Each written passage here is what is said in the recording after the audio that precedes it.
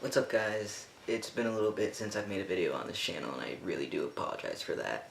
Just been working through some stuff and trying to figure out what I wanted to do with my YouTube channels and how I wanted to go forward with stuff. So this channel is going to be still keeping up with my transition, but I also think I'm going to start doing just like a random trans topic every other Saturday if I can on this channel, and then my other trans channel, Your Guy Kai, is probably gonna be pretty inactive from now on. Probably put a video up on my other channel that kind of explains more of what's going on with the future of my channels. But this channel, I just passed 500 subscribers, which is crazy. I mean, that's not very many, but it's a lot for me, especially remembering building it up from like nothing. So that's really awesome. I really appreciate everyone who's subscribed to me and has stuck with me even though I haven't been making videos. It really means a lot to me. You have no idea. So anyways, I'm going to stop rambling and kind of get into this video. My top surgery was May 18th of last year, and I started testosterone on January 20th, 2 years ago. So tomorrow will be my 2-year anniversary, or my 2-year T-Day. Since today's the 19th, it kind of fits perfectly in between my top surgery anniversary and my testosterone anniversary. So I could just kind of I'll probably just kind of do my testosterone and top surgery updates together from now on, except for like my 1-year top surgery. That'll probably be its own video. But for the most part, unless there's like a super big anniversary or like a lot of changes or something, or a big change that I feel like I need to tell you about and give either testosterone or top surgery its own video, then I will. Other than that, I'll probably just do my T and top surgery updates on the 19th of every month because it just makes sense. But what I will do for those of you who maybe only want to hear one or the other, I'll start with top surgery since that's the one that comes first. And then I'll move on to testosterone, so I'll put a jump link in the description below that goes directly to where I start talking about testosterone.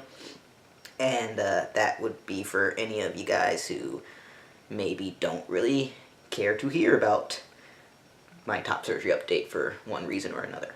So, anyways, that's kind of my plan right now for the future of stuff. I hope it sounds good to you guys. And after the longest freaking intro ever, let's get started with this video.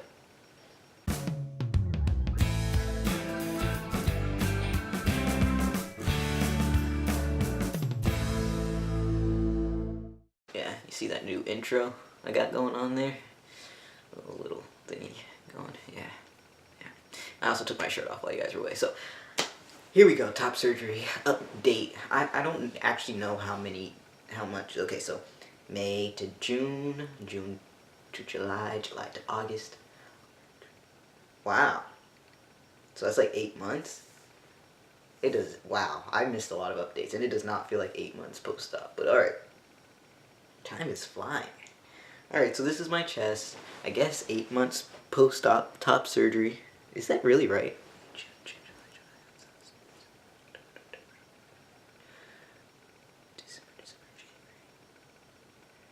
Wow. 8 months. Yesterday, I was 8 months post-op top surgery. I haven't really been using scar cream for quite some time, so, I mean, I could have used it longer, but it doesn't really, I mean, I'm chill with it.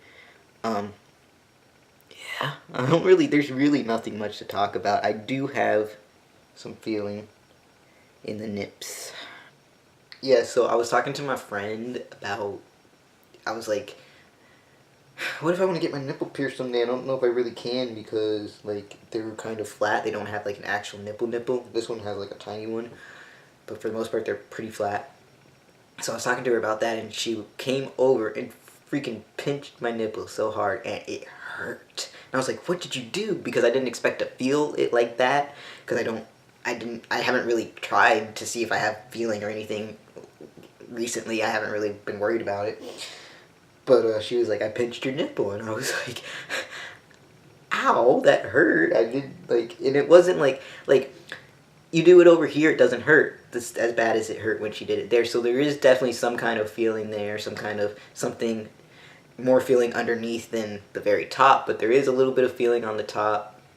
They're not as sensitive as they used to be before surgery, but there is some feeling, so I'm very happy that he's got some feeling back. And I'm only 8 months post-op, so who knows, that could change even more. But yeah, like I said, the only thing that kind of bothers me a little bit is just the actual nipple isn't really there, and I think I know why.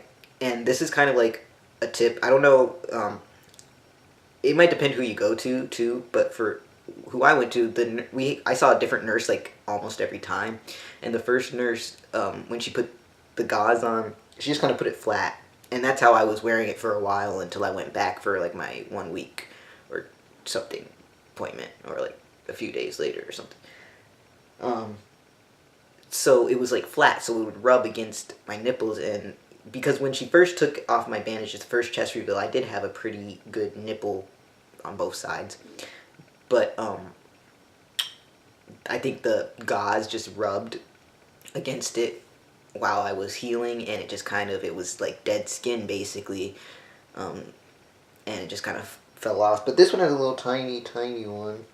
This one's kind of doesn't have anything. So what I would recommend if you do end up in a situation like that, see if, either ask your doctor or nurse, or try it yourself, because one of the nurses told me to do this later on, but I think it was a little bit too late, is we started cutting a hole in the gauze right over where the nipple would be, and then we put another gauze on top of that, so that I would have something over here, but over the nipple wouldn't be rubbing or anything like that.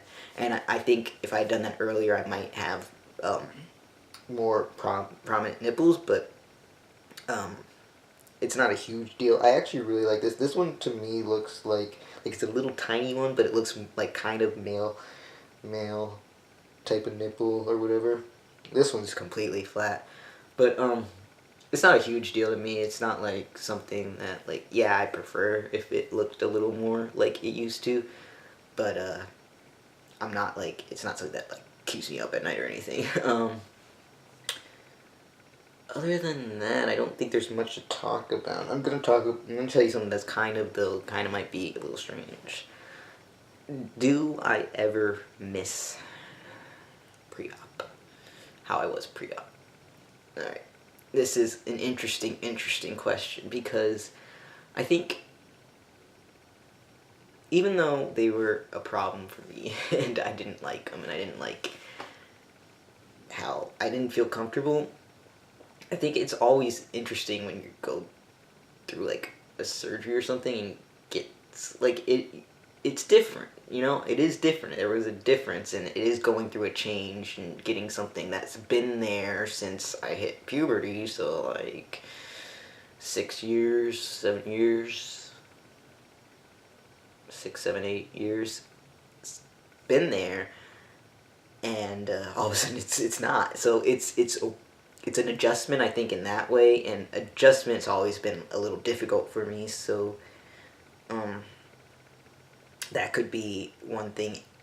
Then the like, I don't really, like, I would never in a million years, I'd be like, no, I would never go back to that. You could give me like $1 million, I wouldn't go back to having that, having them. But I think sexually, I was pretty, like, I enjoyed the chest area, being messed with, and the nipples and stuff like that. So, like, when I'm doing sexual stuff, I'm talking kind of quiet because, like, I don't know where my mom is. When I'm doing, like, sexual stuff, sometimes I miss the sensation and the feeling I had, and, like, that in a sexual way, because for me, I'm comfortable with, like, saying my sex is female, but my gender's male. Like, they just don't match. Like, that's just how I am. So, like, even without surgery, you know, like, I don't know where I'm going with this, but, like, what I'm trying to, this is really hard. What I'm trying to say is that sexually is the only time I kind of miss what I had in sexual situations. Any other situation, I love this. And I would not go back on getting surgery for anything. I think that's it. As far as testosterone goes, though, like, I'm 2 years on testosterone tomorrow. I don't know what else to tell you. I'm not always the best with my shots, so sometimes I'm supposed to do them once every 2 weeks. Sometimes it's been like 3 weeks before I got around to doing it because I like get needle phobia and I just kind of wait it out. This is what my facial hair looks like. Oh, wrong side. Yeah, it's not, it hasn't been like, you see it? You see it at all? It hasn't grown like, why do I keep doing the road? Okay, it hasn't grown like, a lot of guys 2 years on T have a lot more facial hair than me, or at least what I've seen. Maybe that's just the ones who are showing it because other guys don't want to. I don't know, but I like it. I haven't had to really shave, which is nice because I don't really like shaving anyways, like anywhere. It's just a hassle, another thing I have to do in the morning. So I'll take this. It's all good. My hair's still strong. I'm growing it out right now. That has nothing to do with testosterone. There's really nothing to really say about testosterone, to be honest. Like, this is my voice, this is my Adam's apple, this is what my body looks like, these are my muscles. I haven't been working out at all. I don't know what else to tell you. 2 years on T. But if you have questions, please leave them below and I will answer. I haven't had, I have occasional, sometimes, bleeding down below if things are, too rough, because I think there is some, like, possibly some atrophy down there, because it's like not like too rough, but like when things get a little rougher than normal, then sometimes, but I still think it's like not very rough. Do you know what I'm saying? I feel very strange talking about sexual stuff because I don't know who's watching my videos, so sorry if I'm making no sense. But I think I'm just gonna end this there. Please, if you have questions about testosterone and me being 2 years on T, please ask, because I don't know what to say really. Changes haven't really, I mean, they're just still on testosterone. I don't know. Guys, I'm sorry. I did get, though, I'm on 0.6 still. And my doctor gave me some needles to do subcutaneous instead of intramuscular, because I've always done intramuscular, and I tried it and I failed, so I went back to intramuscular. So maybe someday I'll learn how to do subcutaneous because they're supposed to hurt less, but yeah. No one showed me how to do it when I was at the doctor's office. They were just like, here's these needles, shorter needles, you know, just kind of pinch the skin, whatever, okay. So I looked it up and tried to do it, but yeah, I don't really like change, so I'm gonna stick with intramuscular for now. And I really think that's about it. So questions, please feel free to ask. This video is super long, I'm sorry. But I hope I will be making videos more consistently on this channel again. Thank you again so much for my 500 subscribers. I really, really appreciate it. I will talk to you all soon. I love you.